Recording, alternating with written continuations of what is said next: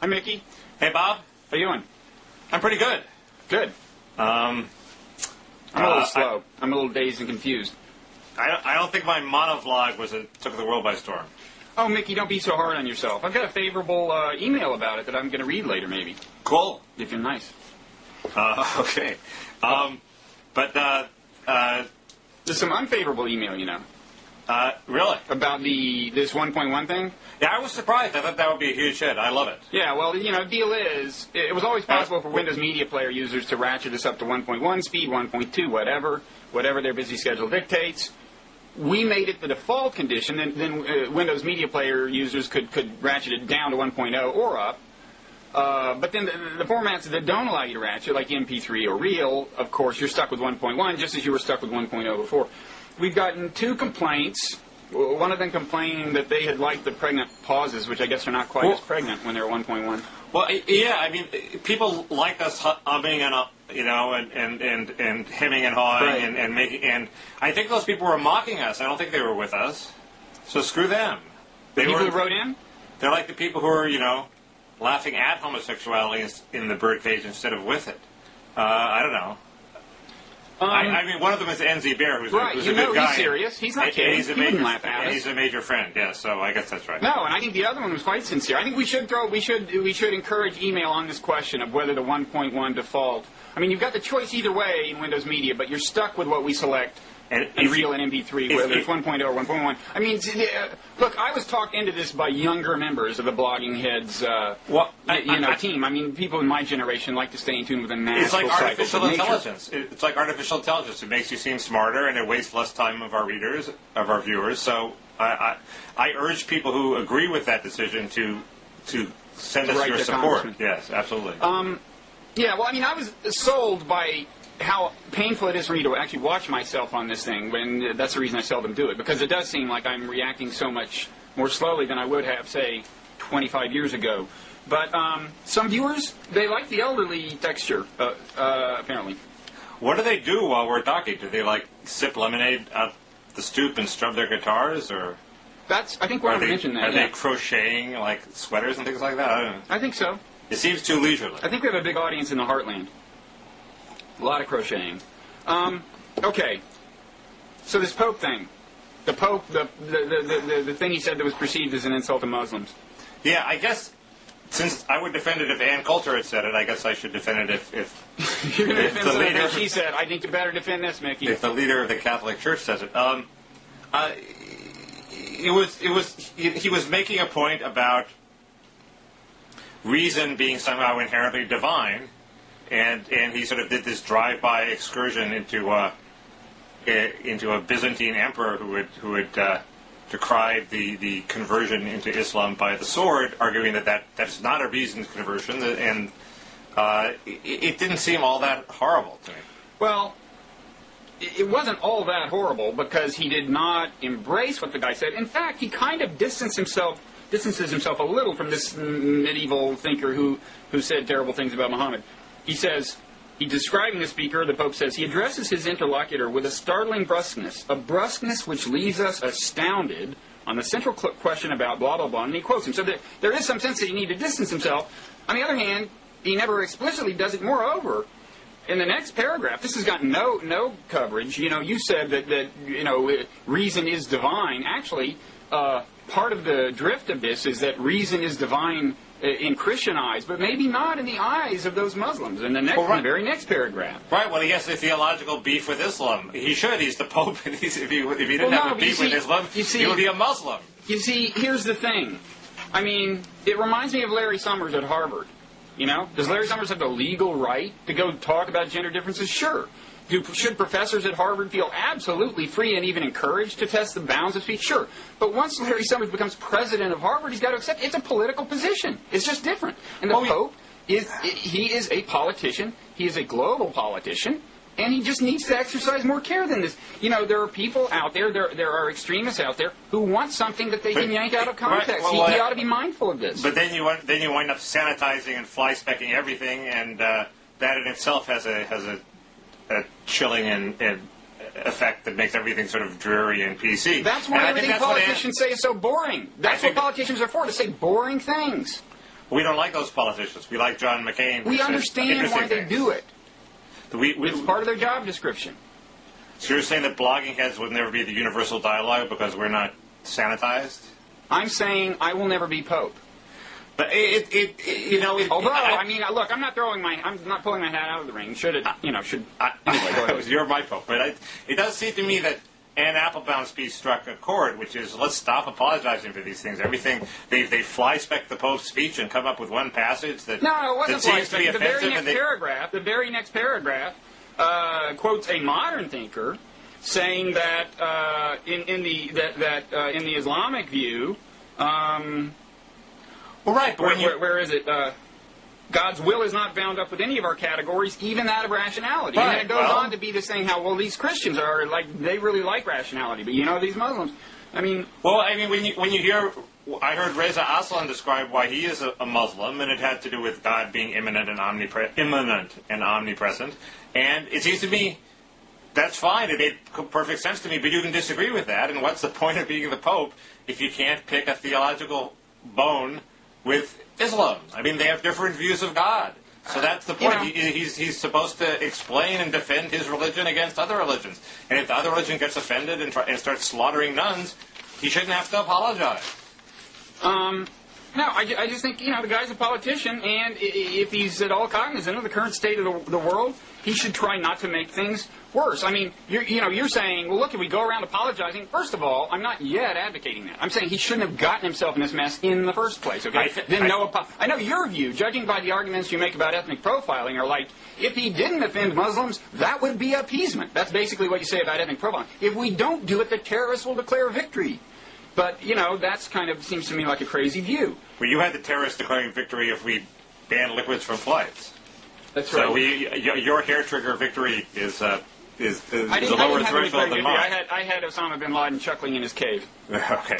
But let me say the problem with this is, my line on the clash of civilizations being a self-fulfilling prophecy. You see this unfold, this dynamic move further with every such blunder we have, okay? No, I agree. Well, let me give you an example. The Pope says this, and then these Muslims see this as part of a unified assault on them. Quote on MSNBC website today with some eminent Muslim saying it is a link between all these chains, between Bush saying Islam is a fascist religion. I told you that would be misinterpreted in the Muslim world. And the Pope would come and say Islam is a terrorist religion and would slander Prophet Muhammad, blah, blah, blah. Meanwhile, in reaction to what the Pope did, you've got, somebody told me that a nun was killed in Africa, some churches were set afire in the occupied territory in Palestine, and that enables the far, right-wing hawks in America to say, see, it's all one thing. It's happening in Palestine. It's happening in Africa. I resist the it's all one thing, but at some point, by walking on, we've had this argument before, by walking on eggshells with respect to anything that might offend Muslims, you empower the most radical elements. Oh, yeah, you think if the Pope hadn't said this on that day, radicals would have gotten out of bed and called each other and congratulated themselves. Say, hey, did you notice that the Pope didn't say anything stupidly inflammatory today? No, but I think have we ever got them on the run? Mickey, it doesn't work like that. But I think by apologizing, you empower them further. If we just let it ride.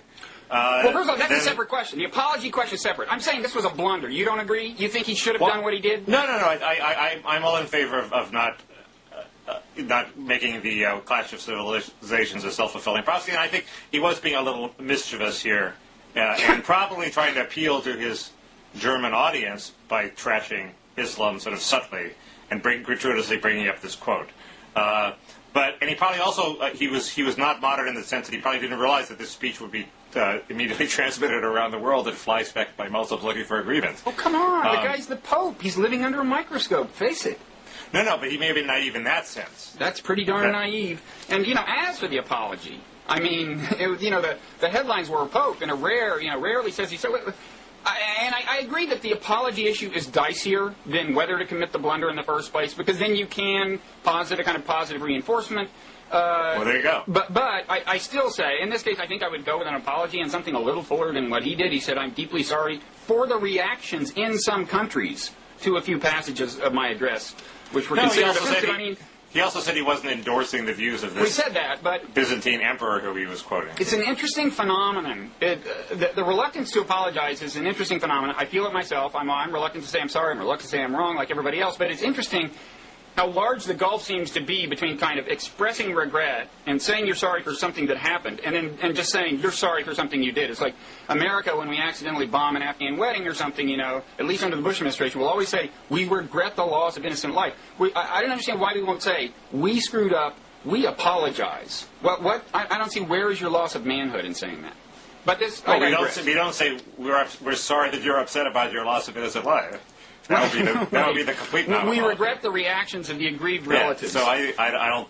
I mean, we're already doing better than the usual non-apology.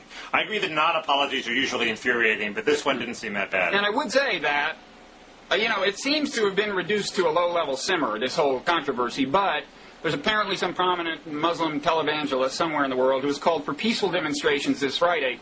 And apparently when this guy called for demonstrations during the cartoon controversy, some of them wound up not being peaceful. So I would say stay tuned. God, I remember that from the 60s. Yeah, you were part of that problem. Sorry? You were part of that problem then. I was trying to have it both ways, I think.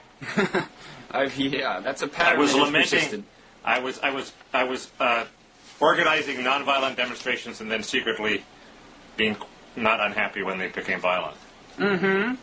Well, interestingly, that leads us to your views on elections involving Democrats. I think we may see some parallel dynamics there. If we have finished with that. We finished with that? Yeah, I think we finished with that. Now, there's, for one thing, this Tom Edsall piece that I didn't read, but I found an extremely efficient blog summary by John McIntyre at, posted at Real Clear Politics, and I think it's from Time. Real Clear Politics their blog has been incorporated by Time. Oh. Like just today, they've joined Andrew Sullivan as Time bloggers. The growing Time empire. I think Anna Marie Cox is in charge of that. And it's good to see it's good to see Anna Marie reaching out to the right, because our Real Clear Politics is a right-wing blog. That was my impression. The summary is very efficient. I don't understand a couple things about Edsall's argument. Edsall's pointing out, well, the Democrats may win, but the Republicans have really built this long-term advantage for a bunch of reasons that, the Democrats really are the elitists. They don't just seem to be the elitists. They really are latte-sipping, brie-drinking Volvo drivers or whatever it is. Well, it isn't just elitists, right? He's saying elites play a larger role in the Democratic Party. That is extremely affluent kind of intellectual people or something, than they do in the Republican Party in some sense, right? Well, of course. I think that's right. I think that's what he says. But, what I don't understand is, first, it has the sense of, you take something that's going on and then you write a book arguing that it's inevitable. Well, there's always a danger there.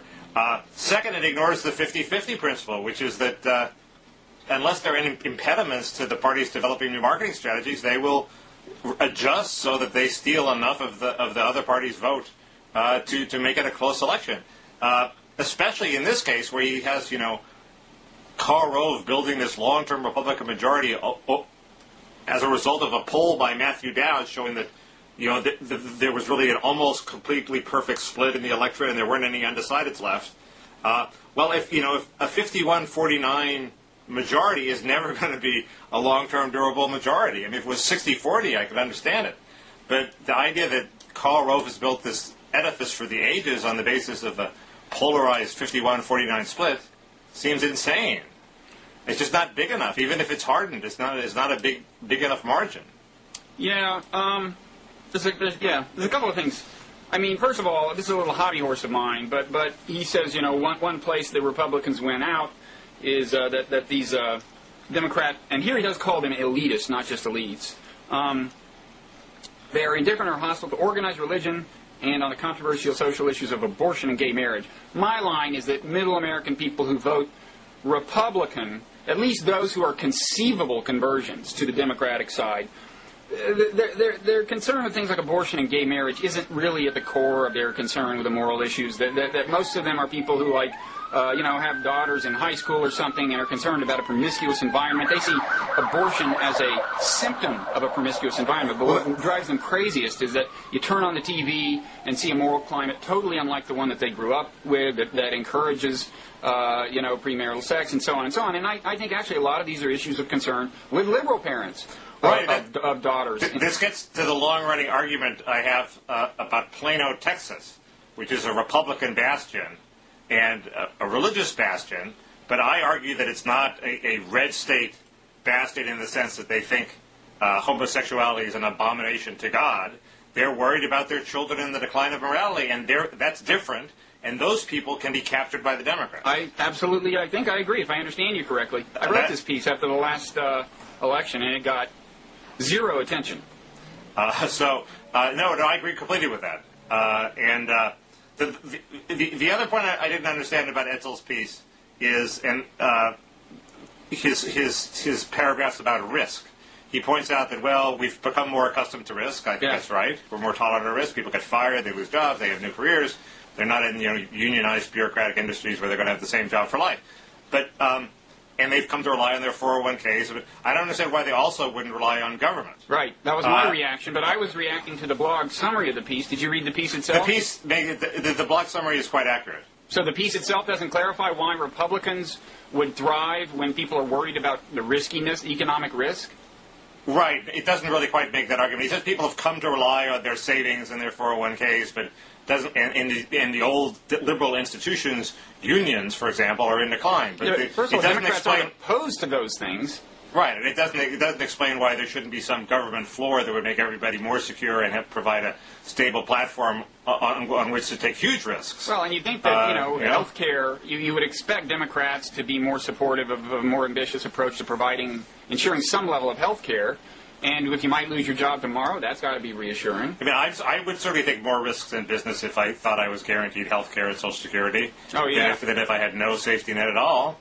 Yeah, I would start. You know what I would do? I would start a video website that had no hope of ever making money. I'd just go crazy.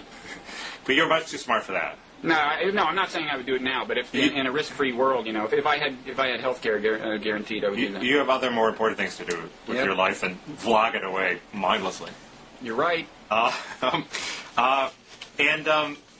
is an argument that if it takes a blunder like the Iraq War to put the Democrats in power, then the Republican majority is pretty secure. But on the other hand, it's also held in place by gerrymandering, and that can be washed away. So I'm not convinced. Etzel's a very smart guy. Last time I said Etzel was wrong, he turned out to be right, and I was wrong. What was that about? Oh, he argued that the Republicans wouldn't start independent expenditure committees to compete with the George Soros Fund. And I said, don't be silly, it's a free market. Once they see that the Soros Fund is legal, the Republicans will start their own competing funds, and they didn't. He was right. By the way, did you know that Soros had pulled the plug on all those things? They're all gone. All which things exactly? All the big 529s, whatever the big loophole of the campaign finance laws that let George Soros plunge $200 million or so. Well, you don't mean all those left-wing philanthropies, do you? No. Sorry. Okay. I hope you're not dependent on them. Not yet. I'd like to be. But I know there was this item on the Think Progress blog about, and I don't know what became of this, but last week about how Air America was going to declare bankruptcy, and I think they probably received some money somehow related to him, right? Did they declare? Are they gone? I don't think they're not. They're definitely not gone. And they didn't even formally declare bankruptcy? They're not gone. They're still here. I don't think they formally declared. That's a shame. Speaking of which, if we could just quickly connect this back to the issue of the liberal stand on morals. Air America, as you no doubt know, hired Jerry Springer, right, as a commentator, as if to confirm conservative claims that liberals do nothing but degrade, America's moral fiber. I mean, I still cannot believe that they did that. They deserve to have their money taken away. They deserve to go bankrupt. That's my line. Is Jerry Springer that awful? I remember... Have you ever seen the Jerry Springer show? Well, aren't they all awful?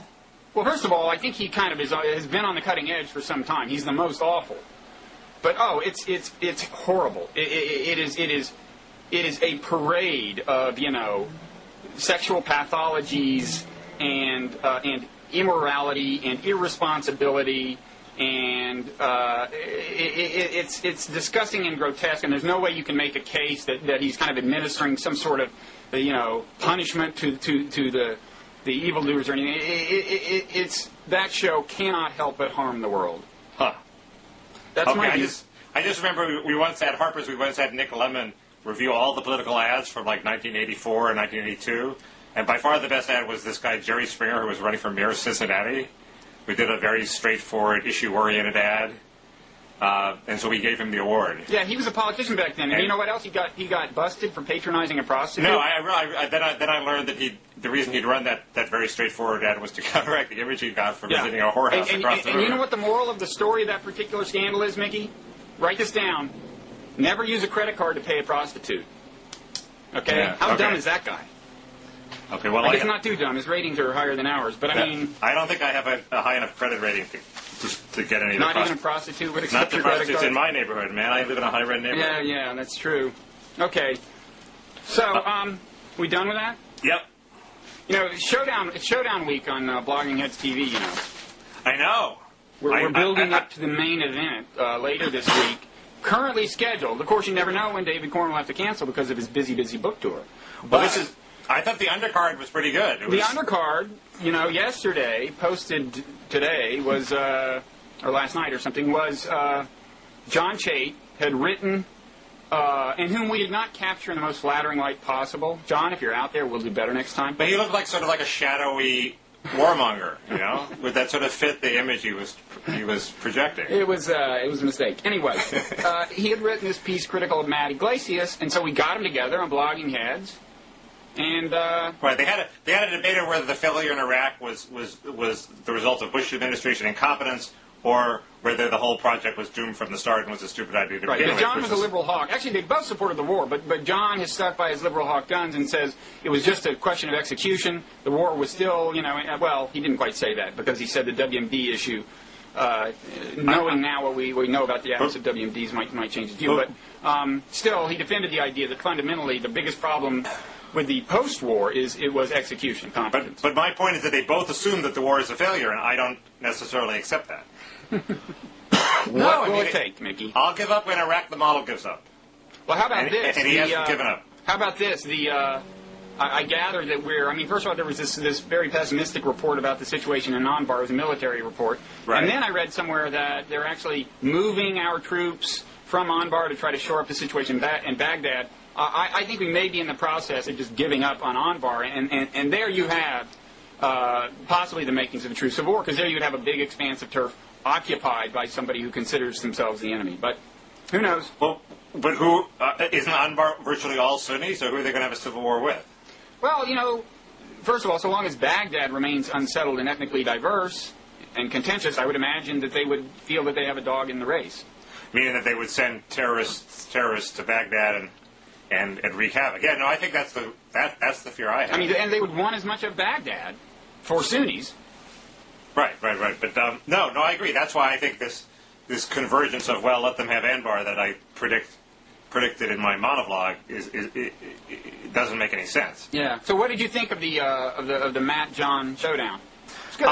I thought it was pretty good. I thought it was pretty evenly matched. Yeah. I rejected the assumption that the Iraq project has failed. And, you know, Matt, if you read Matt's article, I recommend that people not just look at the dialogue, illuminating as that is, but actually read the article linked on the right by Matt attacking liberal hawks who do the incompetence dodge and say, well, the war was right, but Bush just screwed it up. Because, you know, Matt, there are a couple of points where I thought Matt was sort of a bit disingenuous. He says, he's not a realist, and he attacks the realists. But it turns out, you know, the realists are basically making all the arguments against getting involved in Iraq that he makes. He just has an exception for genocide. He says, well, yes, I'm a realist, but if there's genocide going on, then we're justified in intervening. But we shouldn't intervene just to create democracy where there was none before, or to vindicate general human rights. And I even doubt whether he's sincere of that. I mean, if the neocon argument, he also denies that the neocons are at all idealists. That he says that Kuttner must have written this line that Chait's thing is like neoconservatism with a human face. Well, the neoconservatives have a human face. They wanted to bring democracy to Iraq. And if a situation cropped up where if we just invade this little country, we plant democracy in a region and we can see all these good consequences flowing, I don't really see where Iglesias has much of an intellectual argument I don't trust For what? I don't trust his instinct not to intervene in that situation. I mean, Wait. Iraq was an obvious hornet's nest, of. So you think we should intervene to implant democracies? I just think he would be open to it in a way that his allies on the left would be horrified by. You think Matt would actually be open to it? Yes. No, I don't think so. Okay. I think he has a fair amount of realist in him, with the exception of the genocide asterisk. But that's my sense. No, But you said he supported the war, which I didn't know. he did support the war. I submit that that's evidence that he might support a war. He might support war, but I think he would be more reluctant to in the future. As long as you're going to take issue with Matt, I guess it's incumbent upon me to take issue with John on something. He said he supported the war, but on the WMD issue. And if he knew now what we know now, if he knew then what we know now, which is that there weren't any WMDs, he wouldn't support the war. Well, as you may recall, we had these inspectors in there who had found nothing. Now, John made the statement several times that, or either said it explicitly at least once and implied it repeatedly, that Saddam Hussein denied the inspectors access to particular locales, to particular buildings.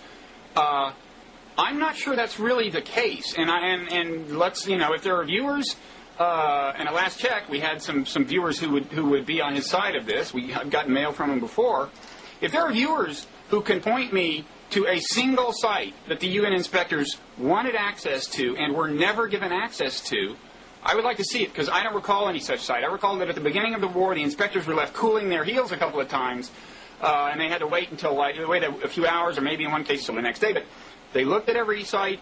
They asked to look at, as I recall. It's true that they did not, for example, let the UN people take like Iraqi weapons scientists out of the country for interrogation. So if you want to call that resistance worth having, war over, fine. But what John said, which is that they were denied access to specific sites. Maybe I'm wrong. I just need to see the sites. First, I think it has specific buildings within a site. And I'm not aware of that. Yeah, no, I understand. I'm not aware of that. But cooling heels is nothing. That's, if you could, I could hide a lot in 5 minutes around here if I made somebody cool their heels outside. So, if it's a nuclear site, that's not the case. If it's a biological site, it is the case. But in any event, I think he's pretty clear in saying that, as I recall, he's saying that they were denied.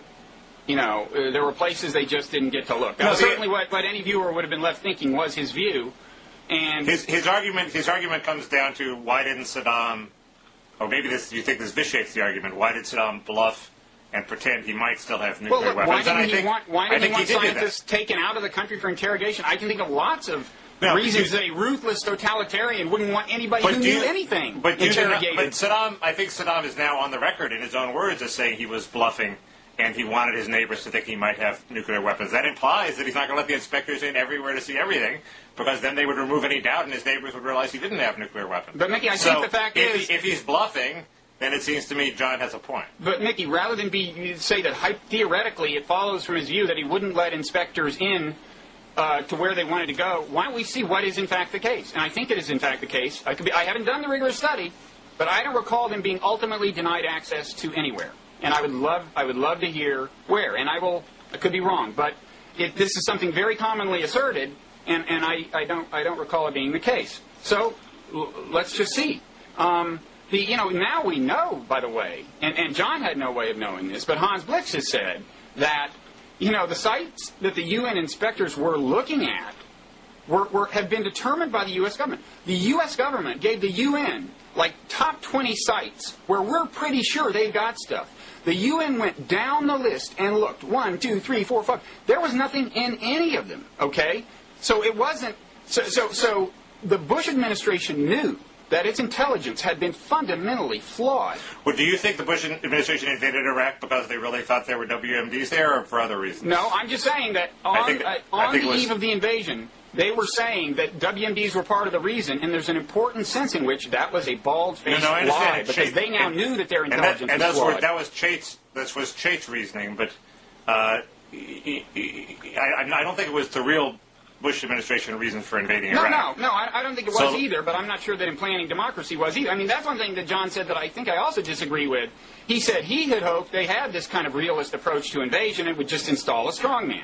But they actually wanted to implant democracy. If you look at what the Bush administration did for the first few months, it's not at all clear that the democracy was actually on their mind. First, they hoped that's where they ended up. What? That's where they ended up very slowly. First, they hoped that Chalabi would rally Iraqis, and he would be like the head guy by default or something, and maybe there would be some formal democratic anointing of him or something, but he was their guy.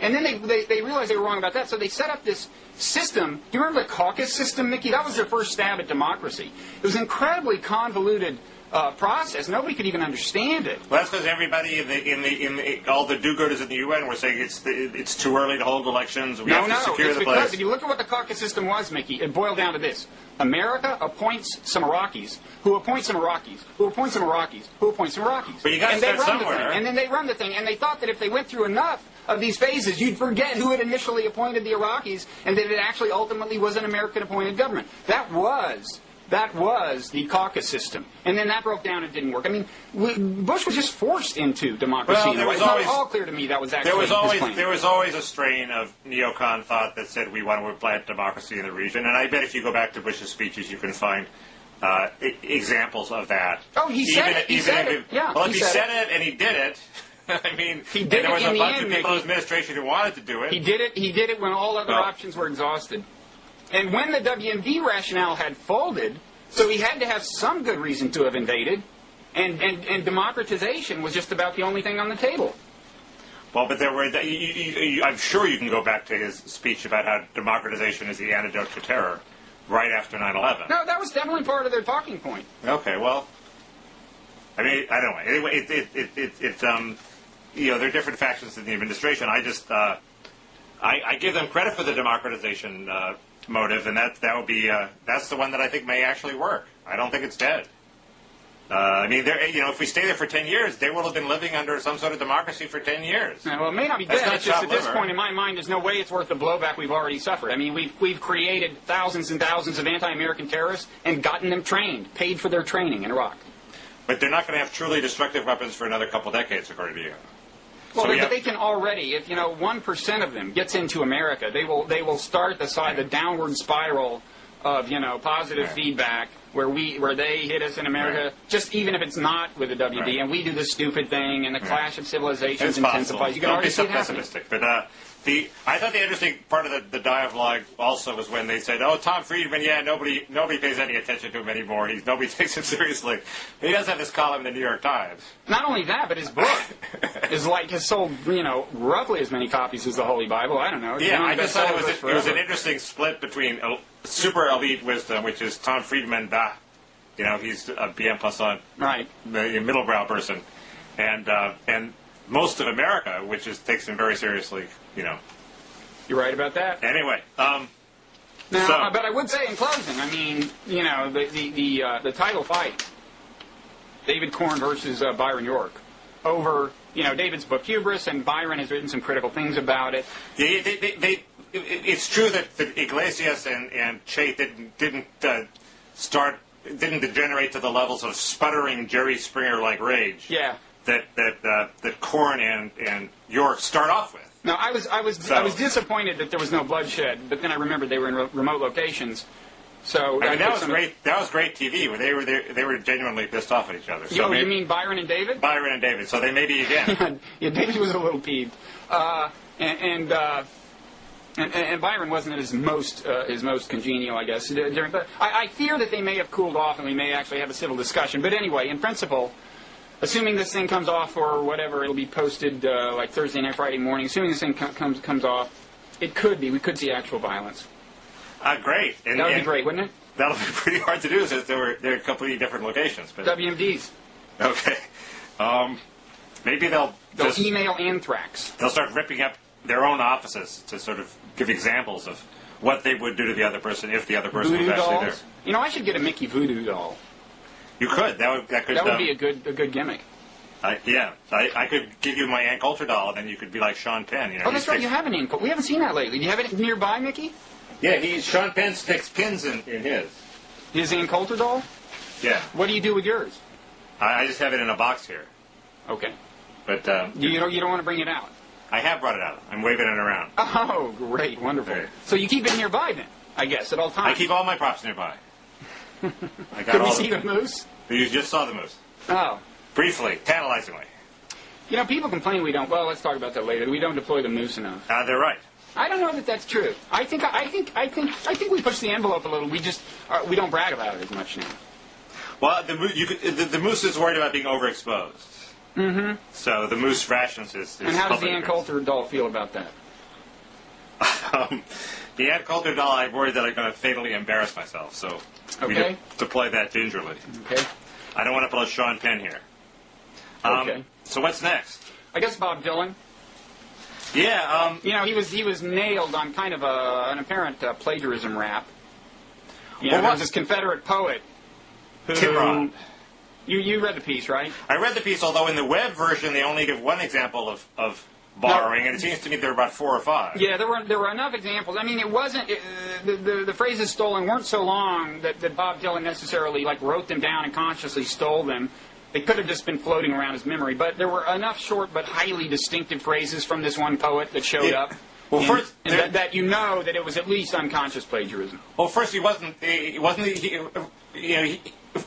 stealing whole passages and passing them off on his own. He was stealing Fragments. Fragments. And if you stole a fragment from Shakespeare, yeah, but that would be a literary allusion. I don't think Dylan was saying, "Oh, they'll get this allusion to this dead Confederate poet that nobody's ever heard of."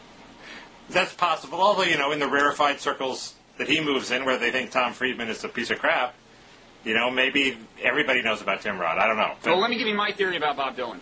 Okay, and then I'll give you my theory. Let me admit that my analysis is colored by the fact that my wife has kind of a thing for Bob Dylan. Yeah, okay. And she denies that it has a romantic dimension. She says it doesn't. But my own suspicion is that if he showed up, on our doorstep and had romantic designs on her, I would be reduced to saying, could you guys at least move inside first? This is kind of embarrassing, But anyway, leave that. I digress. I don't want to get into that too far. So I am unable to view him with detachment. I concede. Right. But here was my reaction to this PBS special. Did you see this about a year ago? Yeah, it was great. It was great. It's a great special. But I watched that very carefully, and given the bias I have against him, my conclusion at the end was that this guy was an idiot savant. Okay? He had picked up little things from lots of people and put them together in a way that he didn't really understand. I mean, he's one of these guys who, when you say, so what does this lyric mean? What does this mean? He gets mad and says, I don't have to tell you, they don't mean anything. And I think that's because he does not have a coherent idea of what his songs are about. I mean, it's also true that if you notice that he didn't seem able to string 2 consecutive coherent sentences together. That documentary was micro-edited. I think maybe when he was younger he was a little better at sustaining a train of thought. But and you just got a sense that he went to the village as a young guy and systematically soaked up all kinds of elements. And sometimes even then just flat ripped people off. If you remember when he recorded his first album, I think it had House of the Rising Sun on it, and I think he stole the chord progression. I don't know music, but I gather that a given song can have any number of alternative chord progressions. Is that right? I guess that was possible. Sounds right. And he knew a guy who had been working on this chord progression for that song, and he just took it and recorded it without telling the guy, and then told him afterwards, after the album was out. So he had been appropriating things all along, and my sense of him is very much that he just takes little fragments and puts them together in a way that don't have coherence, and there's ultimately a kind of coherence he's lacking. Is that about as derogatory as you would expect from somebody who's jealous of him? I thought you were going to be much more derogatory and say that he was, a poser and a fake. He was a little self-consciously styled, and he was candid about that in the documentary. He said, I used to go around the village, and I would see some singers who they looked like they knew something you didn't know, and that's what I wanted to be. And so he did self-consciously adopt particular styles and so on, but I'm not sure he's a conscious plagiarist. Well, first he's in the Woody Guthrie tradition, and apparently Woody Guthrie, according to Pete Seeger, stole his entire melodies from other songs. I mean, Woody Guthrie didn't believe in writing a song with his own melody. He wanted to borrow something that was of proven popularity with the people. And Dylan worshipped Woody Guthrie. So there's a whole tradition of stealing, and Dylan is in that tradition. And it seems to me he's if you steal 3 or 4 words, frailer than the flowers, seems to me that's totally different than passing something off on your own. It's not the same as illusion. I agree, but it's sort of sampling. It's very hip hop. I mean, you hear all these hip hop songs, and the best part is the part that they stole from some obscure song 20 years ago. Yeah, no, I mean, but I would say that if all these, I mean, he stole whole images from this poet. And I would say there's just a difference between somebody who generates his own images, 2, 3, 4-word phrases that are unique juxtapositions that convey some idea or some phenomenon. There's a difference between somebody who creates those and somebody who steals them. Yeah. And I don't think, in the special they had Allen Ginsberg, falling over himself to worship Bob Dylan as this great poet. I don't think he had what I personally think a poet should have, which is kind of creativity from the ground up. He can create the whole thing. Well, don't blame the later Dylan on, don't tarnish the early Dylan with the later Dylan. I mean, is there any evidence that Like a Rolling Stone was plagiarized from anybody? No, I think it was a spontaneous screed, wasn't it? So, that's another thing, is the vindictiveness of a number of his lyrics. But anyway. Well, but they were vindictive in a way that contradicts your theory. He was pissed off at an old girlfriend, so he understood completely what the song was about. True. It wasn't that it was an incoherent jumble. It was a vindictive attack. True. I also think he can't be that much of an idiot savant because he's used by a bunch of Hollywood filmmakers here to write scores for their films, and the songs he writes for them are really good. Well, the music. There's another one coming out in a Curtis Hanson movie coming out next year that's really good, and the music is designed for the movie. In other words, he uses images from the movie, and it all works very well. He does exactly what's asked of him. In other words. And it's not idiot savant work at all. No, well, he can write music. I don't really deny that. But he was hailed as a great poet in the early 60s, as well as a great musician. I was told he steals all his style from Rimbaud. I don't know. I don't know that, but that's what I was told. It's okay with me. I'm told if you read Rimbaud, you'll see that that's where Dylan gets everything. But I mean, there are writers. The guy, whoever started Creedence Clearwater, whatever his name is. Fogarty? Yeah. You ask him, what does "Who'll Stop the Rain" mean? He has an answer. He tells you, and it makes sense. And well, that's his mistake. I like that. I like that in a poet. But anyway, I mean, look, if your wife were in love with Bob Dylan, you'd be dissing him too. Yeah. Well, he owns a coffee shop about 20 blocks from here. So your motive becomes clear. And he has a gym in the basement where he goes in boxes. So he really hangs out there? He's a strange guy. He doesn't hang out in the coffee shop. He hangs out in the secret gym downstairs where he has a boxing ring. Is he still born-again Christian? I don't know. It sounds like he's a Confederate at this point. But who knows? I don't. The answer is maybe I'm being too hard on him. I do think there's something to the diagnosis. It's just that I shouldn't put such an edge on it. It's not. There are lots of forms of talent. This is a form of talent. You could have had a worse edge. Don't worry. Don't be hard on yourself. Okay. What's next? Well, speaking of having worse edges, do you think we should stop kicking around Lee Siegel? Well, but you're not just going to gratuitously pour on more abuse on the poor guy. Do you think I shouldn't do that? I don't think you should do that. That would be too much fun. And it's too easy a target. But I thought you were going to take substantive issue with something he wrote as one of his most popular blogs. Well, here's the thing. I had been of the view that we should not pick on him anymore. And then, did you see this interview with him in the New York Times? No. Oh, I'll link. It is clearly phase 1 in the rehabilitation process, okay? And this concerns me. Well, isn't that a little... Well, he was only suspended from the New Republic, so he's going to be back, right? Well, we don't know. Okay. We don't know. There's your pro-expulsion contingent at the New Republic. There's your pro-reinstatement contingent at the New Republic. I'm not going to name names. They're the realists. They're the idealists. Right. Yeah, okay. And... Anyway, people, you said, when we talked about, and you said, the most embarrassing stuff Lee Siegel has written is under the name Lee Siegel. In other words, not under, and we should fill in the background for anybody who's been asleep. Did I say that? You said that. You said something like that, yes. I should have said that if I didn't say it. You did say it. And other people, I've heard other people say very much the same thing. Of course, by way of background, Lee Siegel had this sock puppet, or sock puppet. Named Sprezzatura. He was commenting on his own blog posts anonymously under the under the name Sprezzatura. Viciously attacking people who attack Lee Siegel as if he were not Lee Siegel. And at one point denying he was Lee Siegel. Exactly. And for this he was suspended from the New Republic. So, and I think that's a misdemeanor as did Jack Schaefer of Slate, I believe. Yeah, you guys are moral relativists. I mean, it's a good thing that you're not a real liberal, because otherwise you'd give liberalism a real name. What would your moral relativism? But anyway, so I wanted to investigate objectively this hypothesis that his most embarrassing stuff is written under the name Lee Siegel. So I go look at what is apparently the last entry. If you go to tnr.com/blog/culture, this last blog before his suspension. I thought they removed it all from the web. Nope. Huh, okay. And he takes issue with this op-ed by the psychologist named Dan Gilbert at Harvard. And it's an op-ed that actually I had some issues with myself, but it turns out they're very different from the ones that Lee Siegel had. Well, he doesn't like this guy Gilbert because he thinks he's a Malcolm Gladwell-like popularizer of I don't think science. He found the core reason that he dislikes him.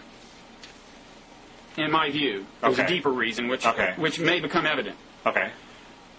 Gilbert's op-ed was... He was making the point that he started off talking about when he was a kid in the back seat of in the way back of their station wagon or something. Him and his brother or his sister, whenever there was a fight, each of them claimed the other one had hit the other one first, right? Right. And Gilbert was pointing out, and this is pretty well documented, there's actually human nature to see the party, with whom you're in contention as having committed the initial offense. Right. In other words, you as having the legitimate grievance. Right. He goes on to document that this is part of human nature. And then he comes up with this theory as to why it is. I disagree with the theory, but that's irrelevant. That's not what Lee Siegel is attacking. Lee Siegel dislikes the very idea that of trotting this thesis out for some reason, okay? Of highlighting the phenomenon itself as being significant. Right. And, I mean, his analysis is just so seriously deficient as to make you wonder whether he deserves the imprimatur of a magazine like the New Republic. I mean, for example, Gilbert says that, in the Middle East and everywhere else, the opponents always rely on the even-numberedness of their punches as grounds for exculpation. In other words, they just hit the guy, but the other one did it first, so it's an even number. They're even now, okay? Right. Gilbert says, Siegel says, on the contrary, the antagonists in both conflicts have at all times had to prove that they respond to their enemies with many times their enemy's force. Well, yeah, but it's clear that what Gilbert would say is that he's talking about the magnitude of the punches. Yes, Israel responds with intentionally disproportionate force to the Hezbollah provocation, but in Gilbert's scheme, okay, it's still the second punch. It's still the second punch. That's just a kind of obvious point that Siegel... That was a very weak point on Siegel's exactly. part. Okay, Siegel makes his argument so weakly that he has to post another item. He does. Making it again because his readers were convinced. And I will get to that. Now, right after making this elementary analytical error, he says, and the Shiite militants, for example, would use the justness of retaliation, and the idea that Shiite militants, for example, would use the justness of retaliation as a moral argument is ridiculous. Their sense of righteousness derives from their fanatical faith. End of argument. I mean, as if religious zealots never believe that they are in the right morally, and do not see themselves as being aggrieved? What is he talking about?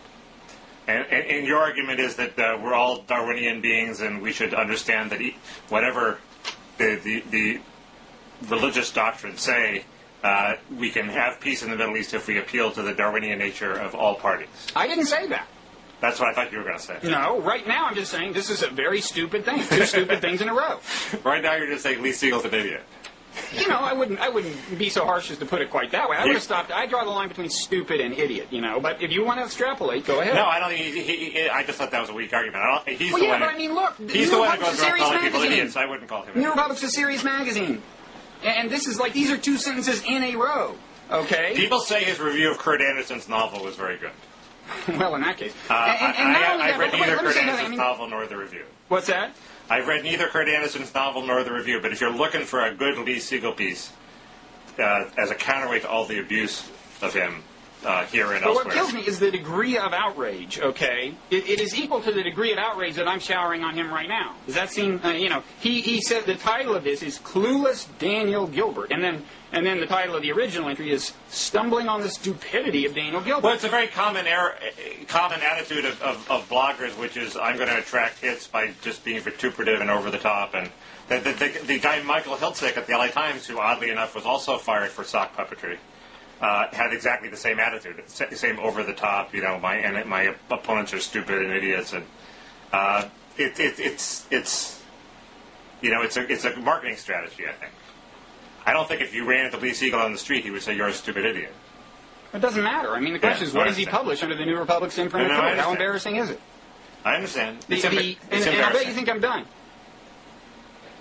You think I'm done? Go ahead. Tell me you think I'm done. I think you're done. Wrong. You're right. He got so much negative feedback on this, he posts a follow-up. And he clarifies, okay? What he's complaining about with Gilbert is Gilbert's claim that a group's belief that it has been wronged is the prime cause of violence and aggression. Well, Gilbert doesn't actually say that, I don't think. I think, Siegel just made it up. And then he attempts, he has a quote that he thinks backs it up, where Gilbert says, this leads to the, quote, escalation of mutual harm. Well, anything that merely leads to an escalation cannot have been the prime cause. Okay, the prime cause is whatever set it in motion. So this certainly doesn't back up the claim. He just made it up. Not that he would ever make things up. But, anyway, I assume this is all one should see all this through a Middle East prism. He's saying Gilbert is wrong because he's implying that the Muslims are rational just like us and could be appealed to just like as we would be appealed to, when in fact they're religious fanatics and there's no reasoning with them. Well, it's interesting that you should say that, because if you look at the wonderful collection of Siegel's entries under the pseudonym Sprezzatura that were posted on Brad DeLong's blog, and we'll link to those, in one of them, when he's writing, he thinks he's under the cloak of anonymity and nobody knows it's Lee Siegel, he denigrates people by comparing them to Muslims. And it's exactly that point. He says, he's talking about Lee Siegel's critics. He says, gosh, you'd think it was a bunch of Muslims and we had insulted the Prophet Muhammad. So I would say that is consistent with your analysis, yes.